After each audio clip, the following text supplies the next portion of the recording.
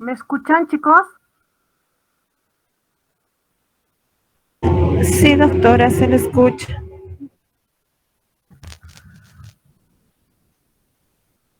Ya continuando a lo que está, en lo que quedamos. Entonces habíamos quedado en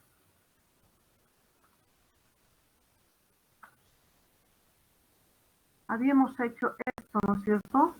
Procedimientos para tomas de muestra. Entonces, continuando sería la toxicología analítica, ¿no?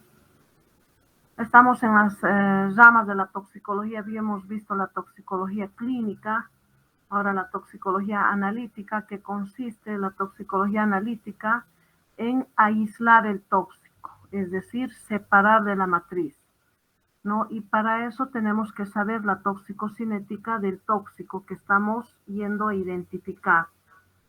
Por ejemplo, si yo voy a determinar, por ejemplo, un medicamento, entonces yo sé la biotransformación de ese tóxico, en que se ha biotransformado, a que se ha unido para poder utilizar solventes orgánicos afín a ese metabolito que voy a ir a identificar para poder extraer de la matriz, para poder separar, ya para su posterior cuantificación. Entre los métodos que utilizamos dentro de la toxicología analítica tenemos desde los métodos de screening, que son los inmunocromatográficos, que son muy utilizados en emergencias, en los hospitales, en cualquier nosocomio, ¿no? Es dentro de la parte de toxicología clínica. Como prueba sola, estos inmunocromatográficos no tienen valor legal, ¿ya? No tiene valor legal porque uno no está yendo a cuantificar, son métodos de screening, son métodos orientativos, no te dice qué cantidad, ¿ya? Y lo que se necesita dentro de la parte legal es tener qué cantidad. Si es un fallecido, por ejemplo, tendré que saber entonces la cantidad para saber si es la causa del fallecimiento del mismo, ¿no? Entonces, estos métodos que solamente son colorimétricos, algunos y otros, como los inmunocromatográficos, identifica, pero no te dice la cantidad, solamente nos orienta. Hay que ir a cuantificar. Después tenemos métodos enzimáticos también que son clínicos, como por ejemplo vamos a hacer dos enzimáticos este año, como es la colinesterasa, una enzima encargada de la degradación rápida de un neurotransmisor que es la acetilcolina. Entonces, a través de esta enzima, nosotros cuantificando, vamos a cuantificar, vamos a determinar qué cantidad de tóxico ha ingerido esa persona. También vamos a hacer este método enzimático para la identificación de alcohol. También tenemos métodos como es el de microdifusión, a ver si este año logramos determinar determinar la cantidad de alcohol en el cerebro, pero para eso necesitaríamos animales de experimentación. Pero veremos, ¿no? Si logramos hacer, son excelentes estos métodos de microdifusión, extraer el tóxico de la matriz, pero son cámara de Conway, podemos hacer o podemos hacer por el micrómetro de Widmer. Ya, entonces hay N métodos, ¿no? Desde los más básicos hasta los que son aprobados por la parte legal. Ya está la cromatografía en capa fina, viene que también lo vamos a hacer este año. Este método sí es aceptado como prueba única, como método único, es semi-cuantitativa. ¿Ya? ¿Por qué es aprobado? Porque es un método excelente en poder aislar, separar de la matriz y, como les digo, es semi-cuantitativo y se utilizan todos los reactivos o solventes orgánicos afines al tóxico que nos solicitan, ¿no? Que vamos a ir a determinar. Luego viene cromatografía de gases, como les dije, este cromatógrafo de gases que ya está conectado a masa. En masa tenemos una biblioteca virtual de todos los tóxicos que cuando nosotros separamos, el tóxico de la matriz e inyectamos al cromatógrafo de gases, entonces, eh, como está conectado a masa, va a ir a superponer, pertenece. Ya no es necesario, yo tengo que ir a determinar benzodiazepinas, entonces tendré que colocar la columna de las benzodiazepinas. Si quiero ir a determinar anfetaminas, por ejemplo, tendré que cambiar mi columna, y etcétera, de 300 a 500 dólares. Y también tanto cambiar, hay que tener mucho cuidado con el cromatógrafo de gases, etcétera. Ya no se usan las columnas. Hoy en día directamente se conecta masa. Masa ya tiene, como les digo, todos los patrones incluidos.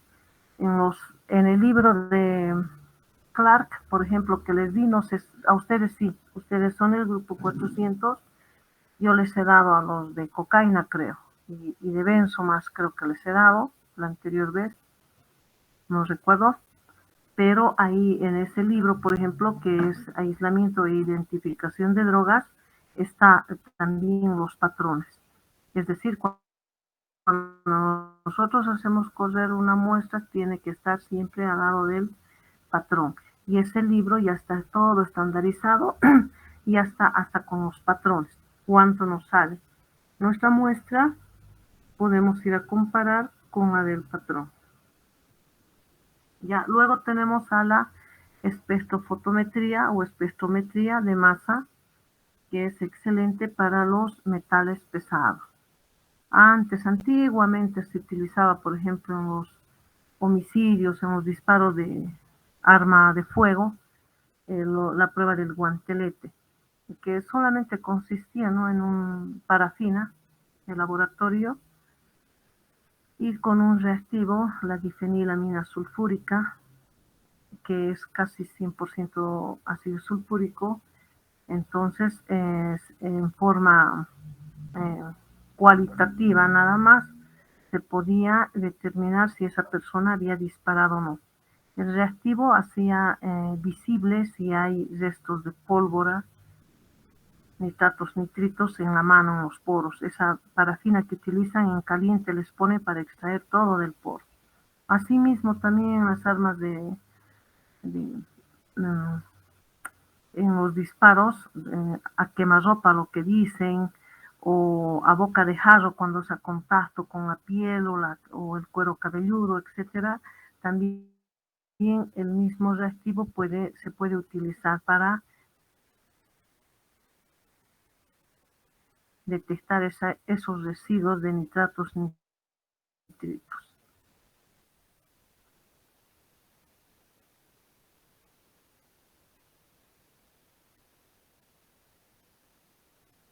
Ya no es válido ese método. ¿Por qué? Porque da interferencias y solamente espectrometría por espectrometría de absorción, fotometría o espectrometría de absorción atómica. Luego viene lo que es cromatografía o el HPLC o de alta resolución, lo que tenemos en la facultad, 2 equipos para poder utilizando para identificar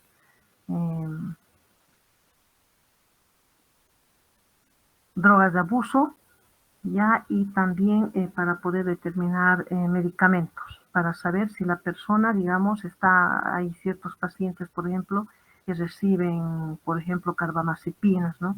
Entonces toda su vida está medicada y muchas veces esa dosis que va tomando empieza a causar tolerancia y el médico le aumenta la dosis, etcétera, y a veces la dosis que se le está administrando pasa a ser una dosis tóxica. Entonces se utiliza bastante. En LASA están haciendo por HPLC. Están determinando para saber si está todavía en dosis terapéutica o ya está en dosis tóxica. Y es una infinidad. Aparte de eso, también los métodos de campo, ¿no? Que en drogas de abuso ustedes también les he dicho, me tienen que hablar de métodos de campo, y métodos para poder identificar a la droga como producto también, no solamente en pruebas, digamos, en muestras biológicas, también en los productos. Hay una infinidad de métodos, diferentes métodos. Entonces, el laboratorio tiene que elegir y estandarizar y validar su método con el que va a trabajar. ¿Ya? Luego viene lo que es la toxicología alimentaria. Bueno, la toxicología, las grandes, ¿no?, tragedias producidas por los tóxicos en los últimos años están ligadas a la contaminación alimentaria. La adición fraudulenta, por ejemplo, de un determinado agente tóxico, pero en cantidades que produzcan una intoxicación aguda, es lo único que interesa. No es lo único que interesa en realidad, sino también interesan los aditivos, no solamente los tóxicos, chicos, sino los aditivos, la contaminación alimentaria como una consecuencia concreta de la contaminación ambiental general. Ya estos alimentos, por ejemplo, están ligados a la contaminación ambiental. Los problemas de índole toxicológico que pueden plantear los aditivos son de dos tipos.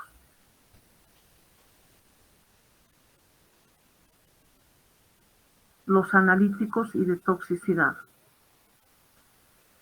¿Ya? Producen cuadros lesivos a largo plazo. Y su toxicidad puede ser por la acción tóxica directa o por interacción con otros productos químicos.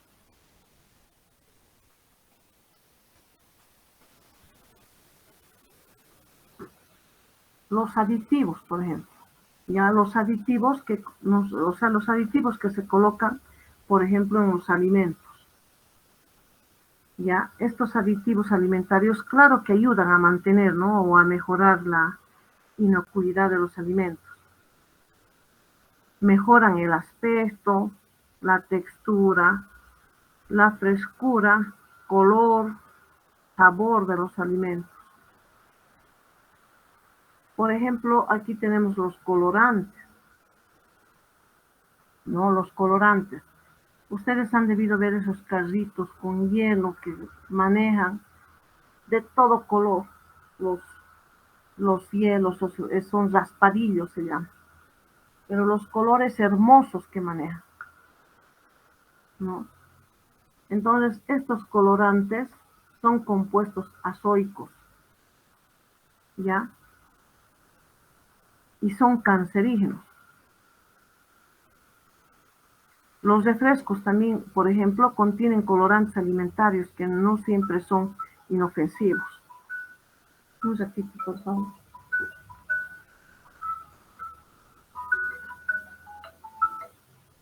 Estoy en clases, luego te llamo. Estoy en clases, te llamo luego.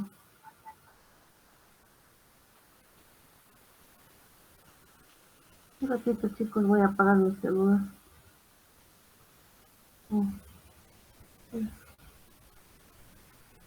Ya listo.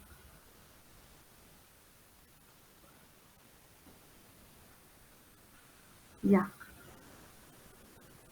Entonces, chicos, los colorantes, por ejemplo, como son artificiales de origen químico, ¿no?, se encuentran en los refrescos, en los caramelos industriales, en los helados, en los productos de repostería, chicles, gelatinas, bebidas alcohólicas o energéticas también, salsas industriales, la mostaza, algunas mayonesas inclusive, o en condimentos también envasados. Algunos inclusive son cereales, ya palomitas de maíz también, todo lo que tenga color, algunos quesos, galletas, tostadas de maíz. La OMS advierte sobre los efectos cancerígenos de los colorantes que son usados en todos estos productos.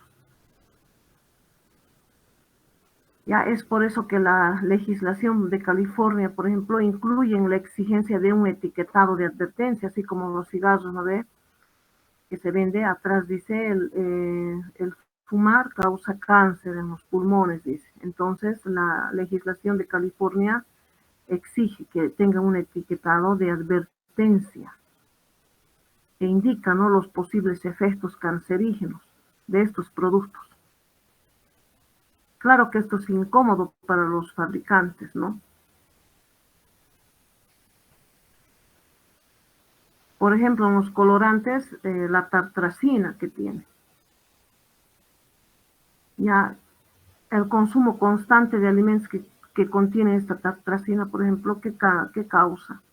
Cambios en los estados de ánimo, hiperactividad, ansiedad, trastornos de sueño, alergias, otros rinitis o picazón.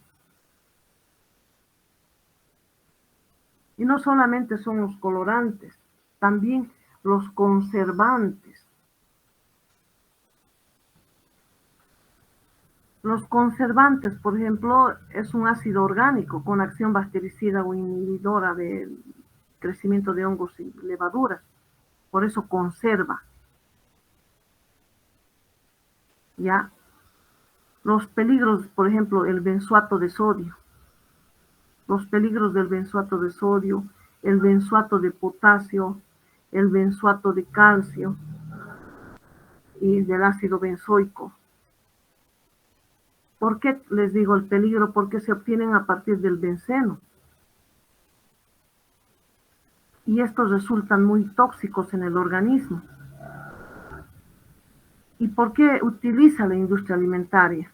Para conservar sus latas, especialmente de mariscos, caviar, también las cervezas sin alcohol, algunos licores, refrescos. Y en esas personas que son sensibles, que provoca asma, urticaria, algunas alergias. Y si se acumula en el cuerpo, entonces puede provocar cáncer de hígado. O enfermedades también neurodegenerativas, ¿no? Entonces, en conclusiones, ¿qué podemos decir? Todos estos procesos indican que las sustancias tóxicas pueden provocar mutaciones y deberíamos evitar siempre que podamos. Eso recomiendan, ¿no?, los oncólogos. Siempre que se pueda, evitarlos. En la actualidad podemos decir que, bueno, que los conservantes y colorantes alimentarios se emplean para dar mayor viscosidad y sabor. De ahí que viene pues el Códex Alimentario.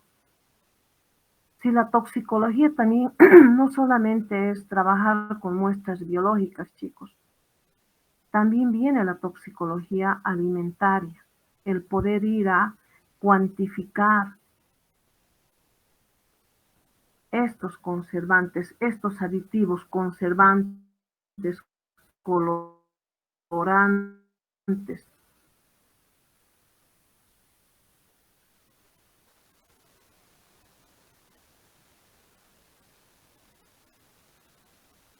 ¿Qué cantidad está en ese alimento?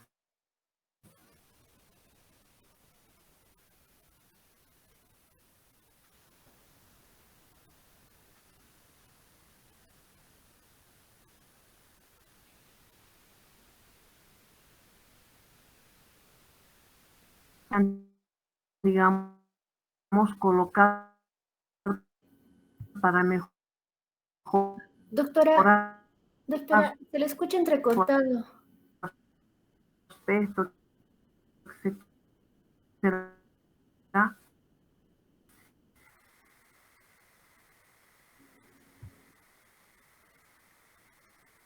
Podría colocar en mayor cantidad.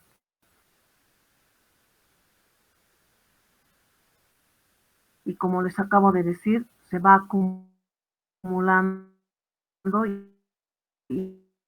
y dentro de los límites permisibles, ya se hace daño en el organismo. Y como en Bolivia no hay mucho vacío legal, entonces todas estas aquí, por ejemplo, Senasac ya tiene ahora su propio laboratorio, que es Lilibeco, pero no hacen todas las pruebas, hacen solamente algunos. ¿Quién controla, por ejemplo, lo que en el Chapare, por ejemplo, ustedes que seguramente de ustedes hay una buena cantidad que son de allá, los que exportan alimentos, por ejemplo, bananas, piñas, qué sé yo? ¿Quién controla que estas personas hayan fumigado, por ejemplo, hoy día, por decir, y mañana ya sacan el fruto y quieren exportar, no quieren vender, quieren sacar? Aquí en Cochabamba creen que hay algún laboratorio que está yendo a determinar, a cuantificar el residuo de plaguicida que ha quedado de lo que he fumigado ayer o la otra semana, digamos, he fumigado.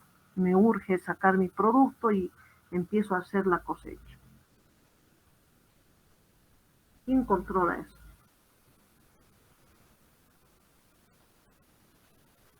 Entonces, cuando veamos plaguicidas, vamos a ver, digamos, hasta qué tiempo se debe fumigar antes de sacar el producto. No es que yo fumigo hoy día y mañana cosecho, o fumigo hoy día y la otra semana cosecharé, necesito dinero para ir a sacar mi producto, etcétera. Entonces tiene un tiempo y tiene una explicación el por qué. Si se dan cuenta, la toxicología de alimentos es un mundo. El mismo agua, donde van y se corrige el flúor, el cloro que se coloca en el agua, todo. ¿Quién controla esas cantidades?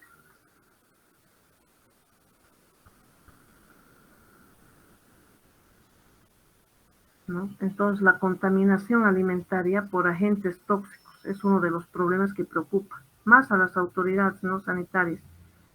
¿Por qué? Porque tienen que velar por la salud pública.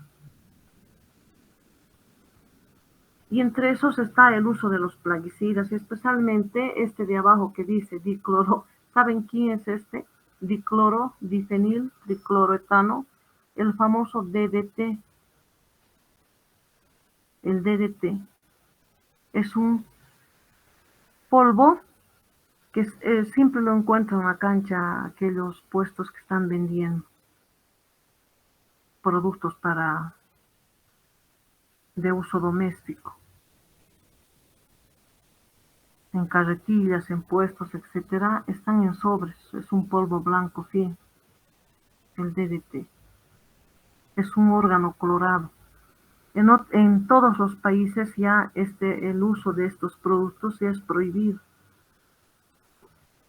Pero claro que todo lo que ha quedado siempre van a llevar hacia los países que todavía están en desarrollo, ¿no? ¿Qué van a hacer con grandes cantidades de esos productos?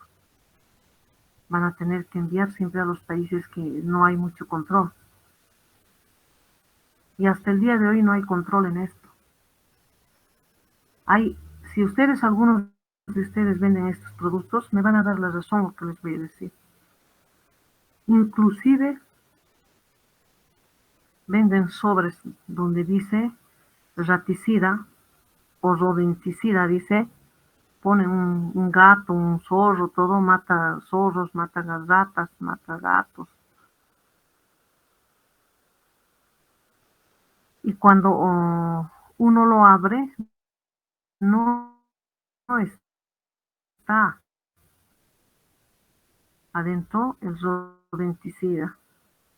Es una familia también, ¿no? Los rodenticidas, pero bueno, en forma general hablando, no hay rodenticida adentro. Adentro están los carbamatos. Caso de ingestión accidental, que tenga su tratamiento. El tratamiento está correcto, que es para rodenticida, pero adentro está otro tóxico. No sé por qué hasta ahora las autoridades no hacen nada.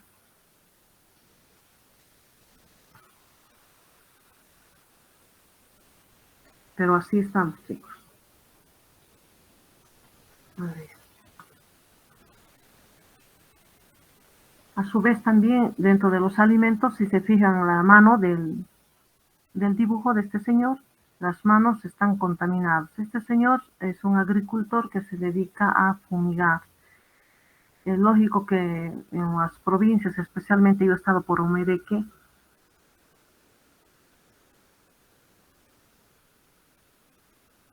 no hay tecnología, ¿no? Entonces ellos utilizan la espalda con una bomba donde está el plaguicida y van a fumigar con una manguera.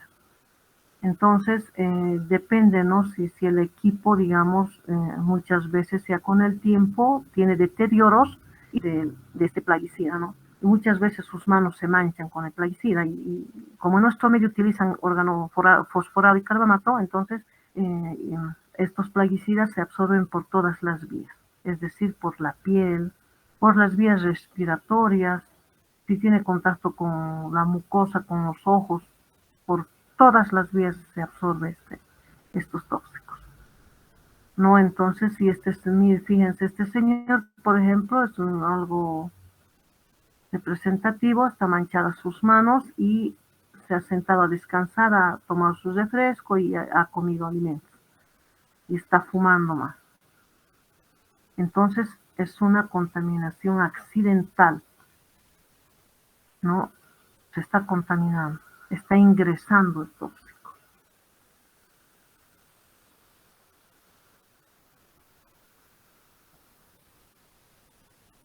También muchas veces cuando en provincias los alimentos son transportados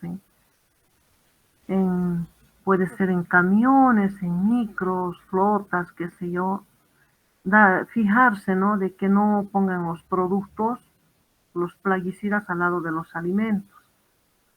Depende a qué provincia. Muchas provincias está todo pavimentado y no hay problema, pero tienen que estar muy bien sellados estos productos. Por si no están bien cerrados, sellados, o hay deterioro en su empaque, se puede vaciar, se puede chorrear, puede ir a contaminar accidentalmente a los alimentos. Yo hace como 15 años atrás he visto una contaminación de esta naturaleza, donde una señora transportaba todos sus productos porque ella tenía en la provincia su tienda.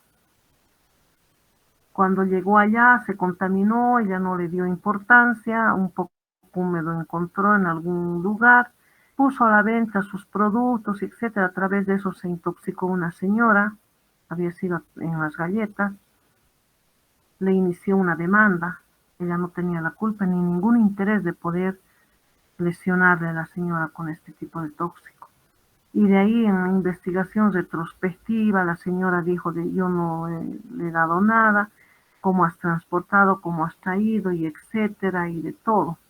Se ha llegado a investigar y evidentemente se ha llegado a detectar de que había transportado al lado de este tipo de plaguicidas, porque los plaguicidas también son transportados, ¿no? Hay gente que vende en las provincias también estos tóxicos. En todo lado, la otra vez yo fui a una provincia hasta en, ¿qué se llama? En Acetiquipaya y también había una señora vendiendo estos productos. Me compré algún sobrecito para mostrarles en la práctica, para verlo en la práctica. Me compré a 5 pesos, al alcance de la mano, como le dicen, barato y de todo. Entonces hay que tener mucho cuidado de que alguien coloque al lado de sus cosas estos productos,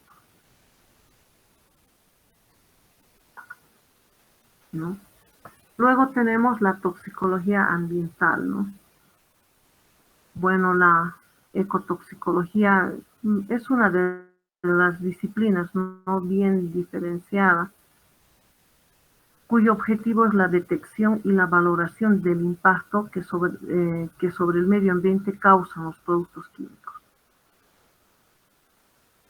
¿no? Ya sea que estos productos los agricultores hayan fumigado y están, por eso hasta para fumigar hay una hora. Cuando entremos a plaguicidas lo vamos a ver. No es fumigar a cualquier hora o a mediodía yo saldré y fumigaré, no. Porque estoy contaminando la atmósfera y la gente está inhalando y como les he dicho, ingresa por todas las vías. ¿ya? Y no solamente eso, también alguna vez les he dicho olor a hierbas, etcétera, es el gramoxón y todo. Entonces, mucho cuidado con el tiempo, a qué hora se puede fumigar, el viento, todo eso afecta. N factores, lo vamos a ver en plaguicidas. Ya. También, pero a pesar de eso, aparte de eso, los productos químicos que son vertidos también, es decir, de las industrias, como consecuencia de las actividades industriales o agrarias, son vertidos al río.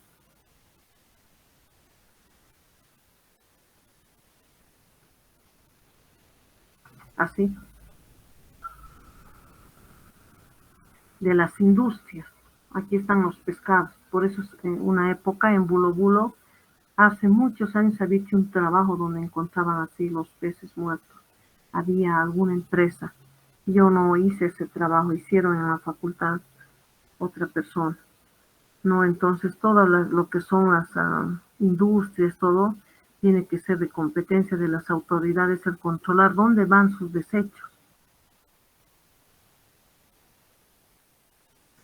Por eso en algunos apartados van a encontrar que dice toxicología ambiental está en íntima conexión con la toxicología industrial. ¿Por qué? Porque esta industria, sus productos van a ir a vertir donde no deben. ¿Ya? El decreto, por ejemplo, del 6 de noviembre de 1975 ha definido por primera vez los criterios de emisión, ya, o inmisión, y fijó las concentraciones permisibles ya en ese año de los agentes contaminantes, ¿no? ¿Y qué se entiende por inmisión? ¿Qué es inmisión? Es la concentración de una sustancia tóxica en cualquier atmósfera, inclusive hasta el monóxido de carbono en las épocas de San Juan, aunque ahora está prohibido, ¿no?, hacer fogatas. Al día siguiente, cuando hacen sus fogatas, etcétera, contaminando el medio ambiente, al día siguiente está todo nublado. Entonces hay celdas especiales que miden, captan este tóxico y cuantifican. Porque es muy importante, ¿no?, la calidad de aire que respiramos. Es por eso que a veces hay día del peatón y etcétera. La contaminación ambiental realmente cada día es más importante.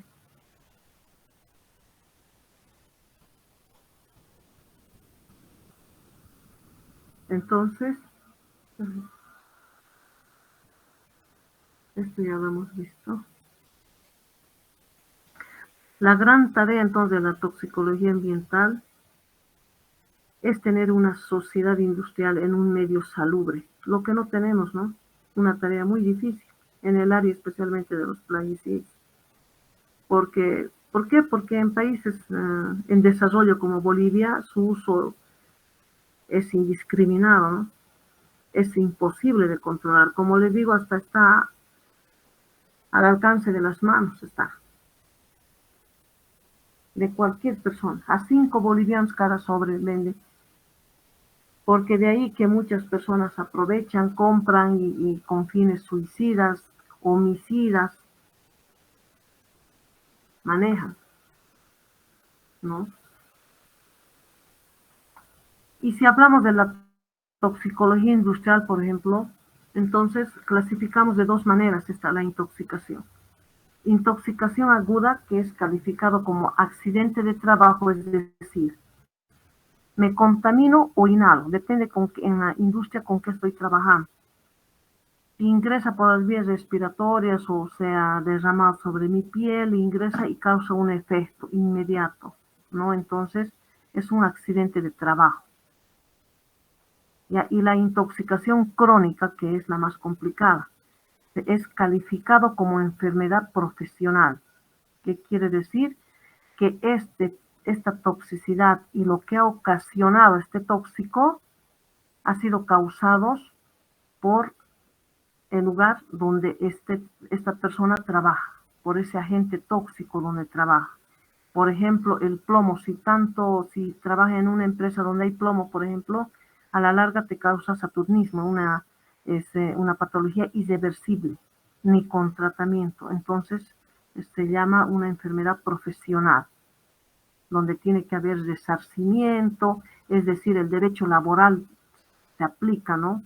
Donde hay un médico legista, un médico toxicólogo legista que tiene la función pericial, se hacen pericias, el médico demuestra que esa patología, esa enfermedad es causado por el medio laboral donde él trabaja, por el tóxico, para recibir resarcimiento de por vida.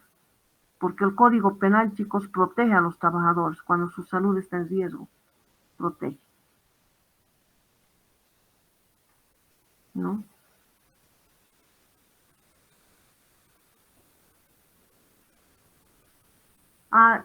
Bueno, viene la toxicología veterinaria, que a esto no lo vamos a entrar, ¿no? La toxicología clínica aplicada al mundo de los animales, la verdad. Qué complicado debe ser esto, porque evidentemente cuando una persona ingiere, etcétera, a veces se le pregunta, ¿no? ¿Qué sientes? ¿Qué síntomas? Todo, en cambio el animalito no te dice nada. Pero sin embargo yo ya les había dicho en algún momento que cuando un animalito está convulsionando, entonces hay que descartar estricnina. O si el animalito está con espuma en la boca, entonces hay que descartar, hay que ver si es algún plaguicida, organofosforado, carbamato. No es también al animalito darle aceite para cualquier tóxico en forma general. Hay que hacer también laboratorio. Hay que hacer laboratorio.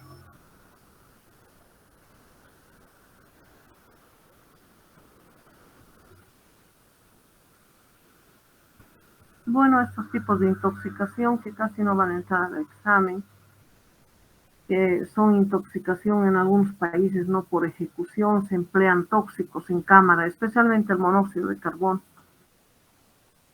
¿No? El monóxido de carbono y se empleaba como para ejecutar, ¿no? También antiguamente utilizaban la cicuta,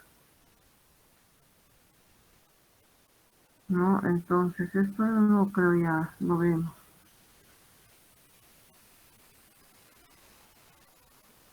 Intoxicación voluntaria, por ejemplo, la autolesión. Aquí está de ustedes, chicos. Intoxicación voluntaria, la autolesión, tentativas suicidas, bebidas alcohólicas. El alcohol es un tóxico social, ¿no? Y la drogadicción. Ustedes, o sea, la persona que ingiere todo esto se está autointoxicando, nadie le pone a la boca. Ellos se ocasionan lesiones. Autolesión.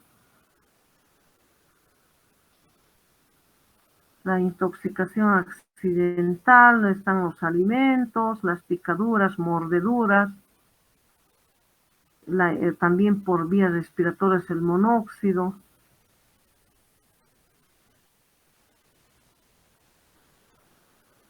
Estas plantas que ustedes conocen, ¿qué se llama esto, chicos? Y muchos tóxicos más, por ejemplo, las aflatoxinas, chicos.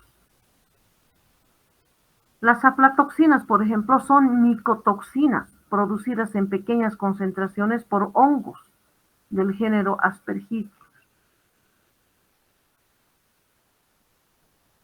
Ya, los más conocidos, Aspergillus flavus. Ya, en cultivos agrícolas como el maíz, el maní, semillas de algodón, frutos secos, etcétera, las nueces. Y ahí de toda esa familia, porque hay Aspergillus flavus, Aspergillus niger, Aspergillus parasiticus, etcétera, ya la más peligrosa y la que, digamos, vale la pena tener mucho cuidado con esto es la aflatoxina B1, que es producida por la más importante que les he dicho, Aspergillus flavus, y también por Aspergillus parasiticus, ¿ya? Después hay aflatoxinas G1, G2, y etcétera, y más, ¿no? Pero como les digo, la aflatoxina B1 y la B2 son las más importantes, especialmente la B1. Posee una alta liposolubilidad, son absorbidas en el tracto gastrointestinal, son biotransformadas en el hígado por enzimas microsomales de la familia del ciclocomo P450. En la plaza principal, no sé si se acuerdan, una época, ustedes chiquitos habrán sido, pero en La Paz estaba más fuerte, las palomas de los techos caían y morían, caían, morían.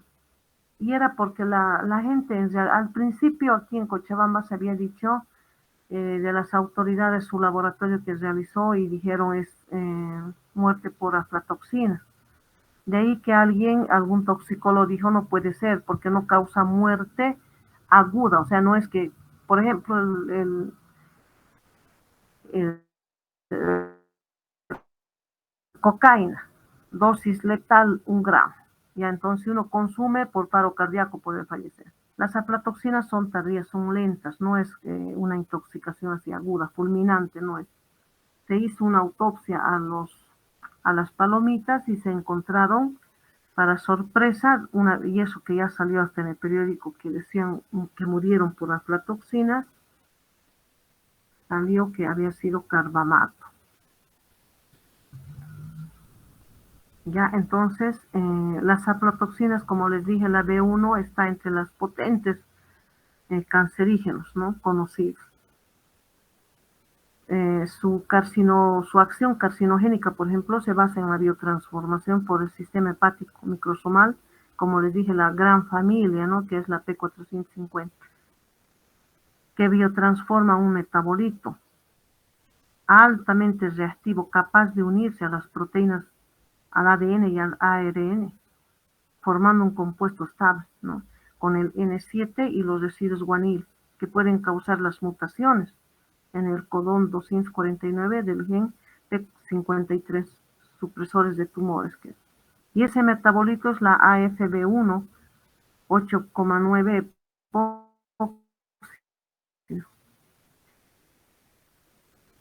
ya, entonces, yo hice, por ejemplo, un trabajo sobre estas micotoxinas en los maíces de ahí del aroma y he encontrado bastante cantidad. Lo hice cuando estaba haciendo una pasantía en Enlaza, porque Enlaza tiene un laboratorio que dice toxicología de alimentos, donde solamente hacen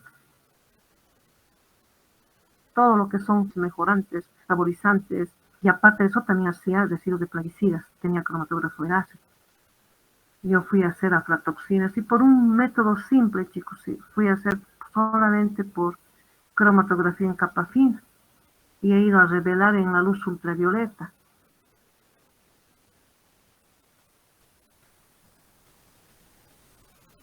Cuando llevé a la luz ultravioleta había una fluorescencia azul y hermoso.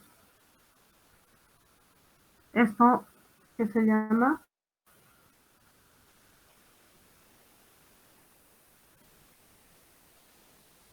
Nadie, chicos, para anotarles. Campanilla blanca, doctora. Un ratito, mi cuadernito.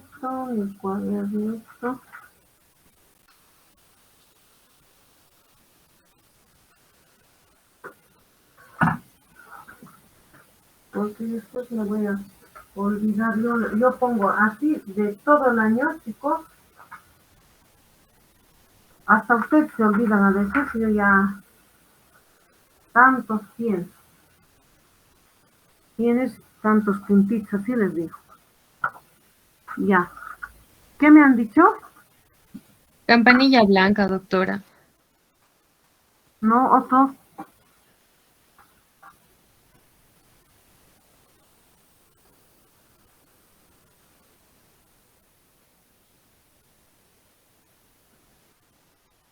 ¿Qué? No escuché esta vez.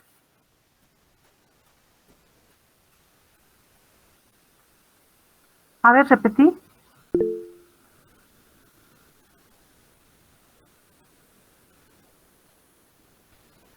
Muy suave, o el mío está mal, mi volumen, no sé. Datura estramonio.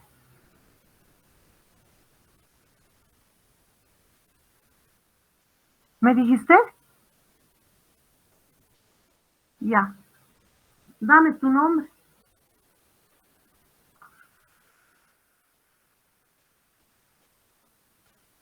¿Qué?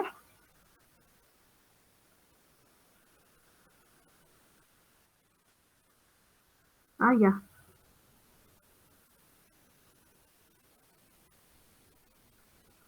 Hoy es 2604. El 23, ya. El grupo 45. Ya, entonces Datura estramonium es un o sea, son un grupo de alcaloides, ya tropánicos. Tiene atropina, es por eso que les decía una vez, en algunos libros, en internet, etcétera, la atropina es un antídoto universal, yo leí. Y no es un antídoto, la atropina. No es, porque hay intoxicación por atropina. Muchas plantas tienen atropina. Este, por ejemplo, tiene atropina. Tiene iosiamina también. Escopolamina también tiene. Ya son alcaloides tropánicos. Son anticolinérgicos. Tiene esa acción atropinizante, ¿no? Entonces, ¿cuáles son sus síntomas? Visión borrosa, sequedad de boca, sed intensa, midriasis. La midriasis es cuando las pupilas se dilatan. Es, es como el ojo, la pupila que está ahí se abre totalmente, dilatada. ¿Ya? Y esto, ¿quién conoce esto?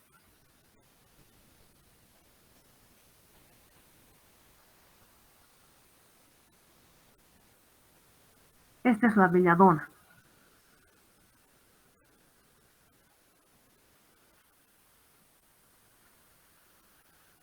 También conocida en otros países como bella dama.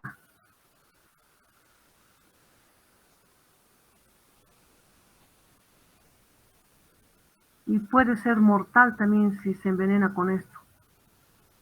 Hierba también se le dice, calpera, beleño. Es alucinógena. También tiene atropina. Aquí hay otra, por ejemplo. Esto sí que conoce. Esto hay harto. Fíjense, sus hojas son paragüitas, lo que les dije una vez. Sus pepitas son negras. Ricino. También tiene atropina. También tiene atropina. Entonces, hay un mundo de plantas. Hay un mundo de plantas. Por ejemplo, el adelfo. Está en la heroína. Todo la heroína hay adelfo. O laurel también se llama. Floripondio. Y etcétera. Hay N plantas tóxicas. A ver si al final podamos abordar un poco de las plantas más conocidas en Cochabamba. Ya, aquí vamos a quedar, chicos. Empezamos la otra clase, lo que es el tema principal de la toxicología, que va a entrar al primer parcial, lo que es realmente la toxicocinética. Toxicocinética vamos a entrar y la siguiente clase, y toxicodinámica. Vamos a empezar por toxicocinética y espero que todos estén en clase. ¿Ya?